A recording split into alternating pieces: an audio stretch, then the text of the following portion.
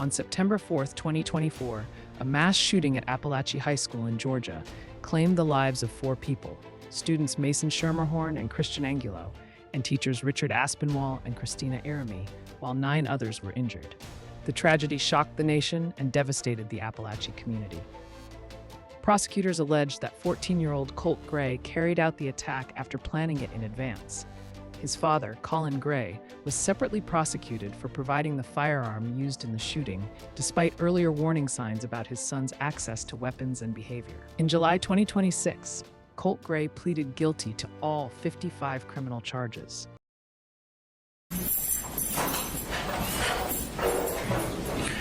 All right, for the record, we're all present. Mr. Allen, you can call your first witness. This time, Judge, I would like to call Stephen Baker. All right, so Mr. Baker, you're appearing by Zoom. Are you able to hear and see us okay? Yes, Your Honor. And are you able to hear me? I can hear you, yes. Thank you. Would you please raise your right hand? Do you solemnly swear or affirm the testimony you're about to give today will be the truth, the whole truth, and nothing but the truth? I do. Would you please lower your hand and introduce yourself to the court? My name is Stephen Baker. I work at the Department of Juvenile Justice as a detention counselor. And are you familiar with Colt Gray? I am. How are you familiar with him? Well, I was his case manager in the facility and primary detention counselor for about a year and a half. Okay. Mr. Baker, let me get you to try and speak up a little bit or increase the volume on your mic. I think I've done all I can. I'll move it closer and see if this help? Helped a little bit, thank you. Yes, and during that time, did you have a lot of occasion to interact with Colt? I did. Okay. Did you have like meetings once a week? How did that work out? I had meetings at least once a week, most of the time, several times a week, 2 to 3 times a week. And it's a small place, so I would see him every day. And as his counselor, what kinds of things would you discuss and work on with him? Well, I'm not a mental health counselor, so primarily we would go into programming and how he's doing in the facility and talk about social skills, life skills, things like that. What kinds of programming was he involved with there? Well, we had him enrolled in our skill training group, which talks about pro-social skills group. So we did that first, and he completed that. He also completed a Plea class, which is the Prison Rape Elimination Act, federal law. We have to do a class on that for every youth that comes into the facility. So he completed that. And then he moved on to advanced skill training, and then he completed that program, and he did Many Merging Two Worlds, which talks about getting jobs and prepares them for life outside the facility. We were trying to get him through all the programs we had. Because the length of time was there, so he completed that, and then after that he would volunteer for advanced skill training, even though he'd already graduated. And did he go into those programs cooperatively? Did he work with you folks on? Yes, he was very cooperative. Okay. Would you say during the time that he was there, he continued to advance in his programs? In the programming group, yes, he did. Okay. How was he behaviorally with the other folks in the facility? He got along well with most of the people in the facility. Some he got along better with than others, but he was behaviorally pretty good. Did you have any occasion to know whether or not he was involved with psychiatric services there? Yes. Okay. But you were not his psychologist or a psychiatrist of any fashion, right? Correct. Okay. So do you know whether he was compliant with his appointments when they set them up? Yes. To my knowledge, he was compliant. Now, at the beginning when he first came in, to your knowledge, was he on any kind of medication? Not to my knowledge when he first came in, other than I believe his mother had given him something that wasn't prescribed. But other than that, when he came into the facility, I don't know of any medications. Okay. And were you aware whether or not during his time there that they prescribed him medications? They did. Did he confide in you as to whether or not he was compliant with taking them?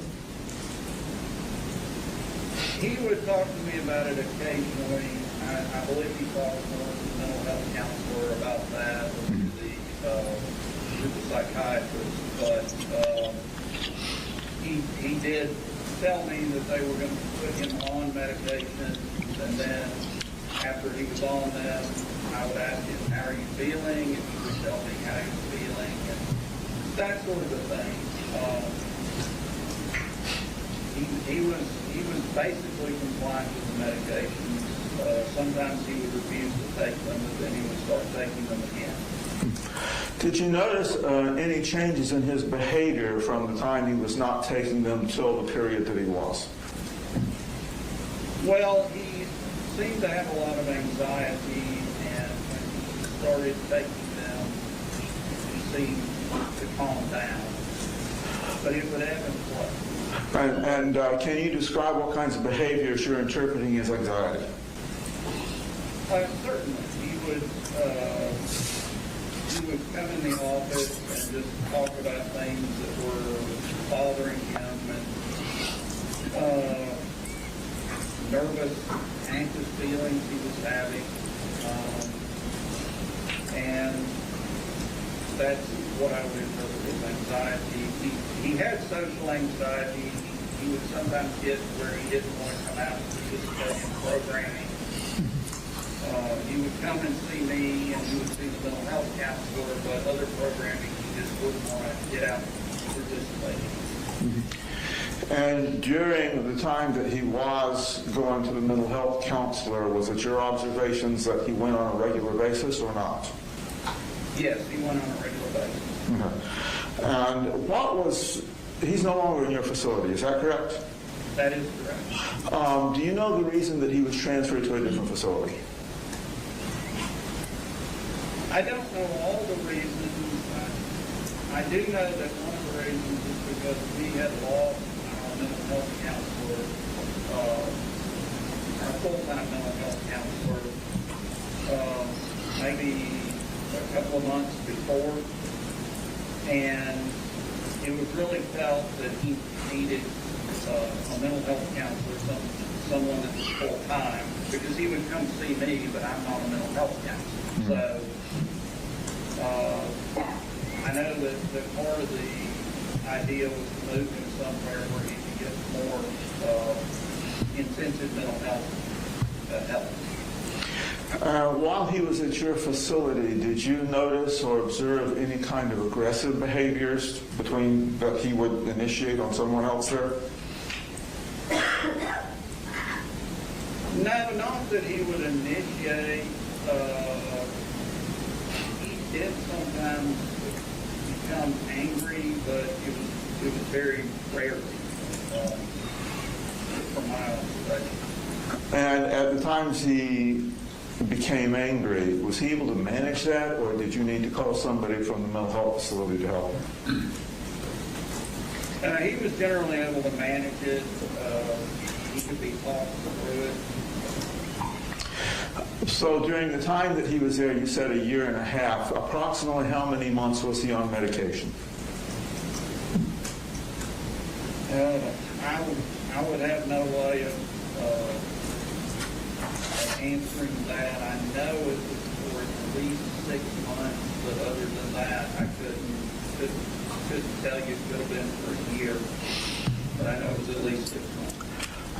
So would it be fair to say that there were several months at the beginning that he was not on medication? Yes. Okay. And when he was transferred, did you have any interaction with the corresponding counselor of the new facility?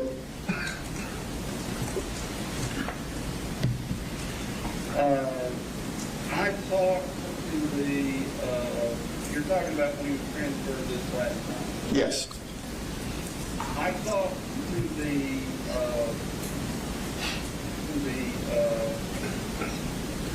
I can't recall the title, but it's not my counterpart, but it's like the person who's in charge of programming, and I talked to them and had interaction with them. Yes. And did they indicate he was settling well in his new facility? Yes, they did. Okay. Do you have any concerns that he would not be continuing to do well in his new facility based on your experience with him? No. Okay. Thank you. That's all I have, Judge. Cross. Thank you, Your Honor. Mr. Baker, can you hear me? I can. My name is Brad Smith. I'm with the District Attorney's Office. Thank you for being with us today. When you said you were Colt's counselor, do you have a time frame of when you first met him and where was his counselor? Yes, I believe it was around April the 9th of 2024 when I first met him. Hold on. So he didn't go in until September of 2024. Okay. Then my time is off. Do you think it was April of 25? No, because I don't know the day that he was initially locked up, but he came to us several days after that, so Okay. it would have been early on. Okay, so you were in his original, where he went to originally after the incident. No, I was, without going into detail, I was in the facility he went to after he went to the original place after the incident. Okay. And you think that was around April? Well, obviously, I'm incorrect about the date, if that's not when it was. I'm trying to do it from memory. I know Oh, that's fine. I'm just curious, because I know he moved around, and we're trying not to, for the judges, we're trying not to name places where he is. I know he moved around from different facilities. I'm just trying to pinpoint what time frame you were involved with this. I know that it was fairly early on after the incident that he came to. Okay. Did you know why he was in there? Do you know what he did that caused him to be confined? I did. Okay. And have you seen, I know you're on Zoom now, have you seen the state's presentation of evidence over the last 2 days? I have seen some of it. I've read reports and I've also watched some of it. Okay.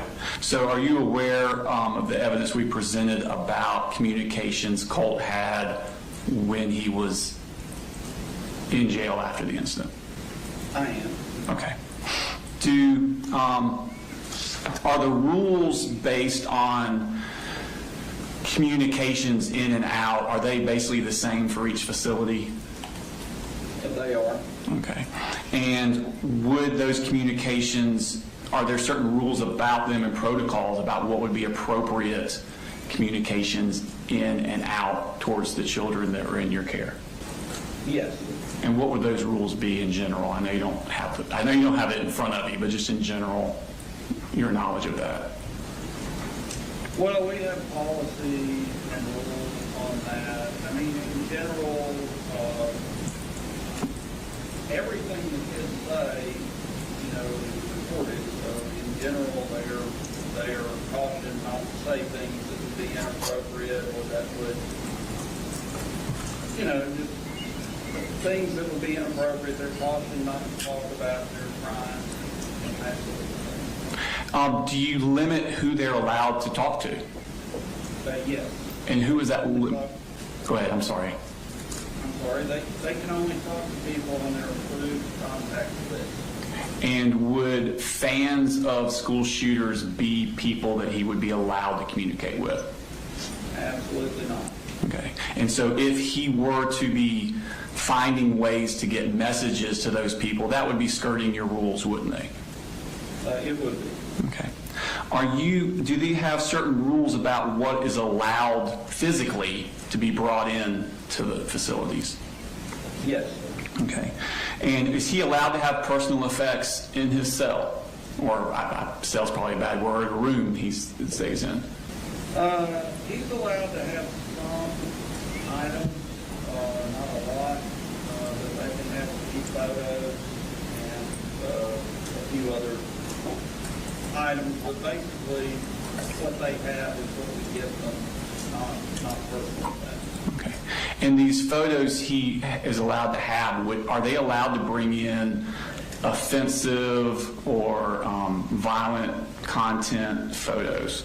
Absolutely not. And do y'all generally screen for those things? We do. Okay.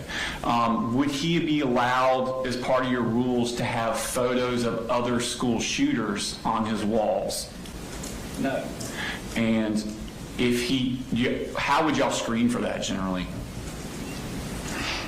Well, if photos are brought in, they are checked by someone in security, different people that we check, that they will be sorted through and checked, and then there are room checks that go on where they will go in the room and check to see if contraband is in the room.